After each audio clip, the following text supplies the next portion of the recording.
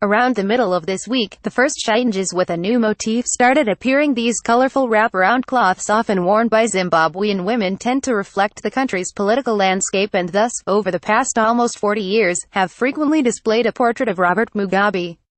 But now, with the aged autocrat finally swept from office by a sudden transition, they have already begun to be printed with a picture of the new strongman, 75-year-old Emmerson Mnangagwa. Read more. Zimbabwe. Emmerson Mnangagwa sworn in as president. Although it might be tempting to see this new face in Zimbabwe as a symbol of a new beginning or even national reconciliation, it is, however, not that at all. Indeed, it is no coincidence that the former vice president has gained the nickname of the crocodile.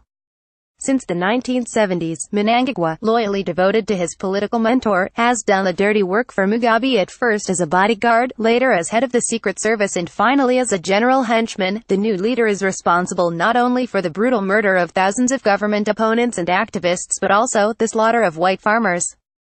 Mnangagwa was sworn in on Friday in Harare, but Mnangagwa is seen not least as the mastermind behind the bloody repression of the 1980s rebellion by the Ndebele ethnic group against Mugabe and his Shona clique, during which thousands died.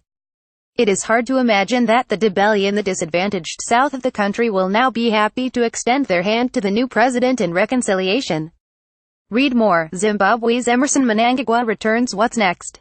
Nonetheless, Mnangagwa is considered to be less ideologically set in his ways than Mugabe is, and optimists hope he will bring a new form of realpolitik to the State House that will remove Zimbabwe from its isolation and bring it back into the international community. The new leader uttered words to this effect after his swearing-in on Friday. DW's Ludger Shadomski. It must thus be conceded that Mnangagwa was probably the right man in the right place during this troubled period of transition. He knows the ropes better than anyone else does.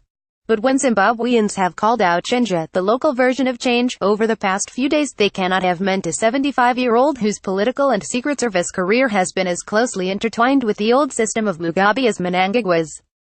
Read more. Emmerson Mnangagwa. The crocodile who snapped back. In some parts of Africa, the crocodile is revered as a totem. In others, it is feared. During recent days and hours, Zimbabweans have been similarly torn. But one thing is clear: by the 2018 elections at the latest, this Zimbabwe-style ambush predator will have to step down and make way for a real change.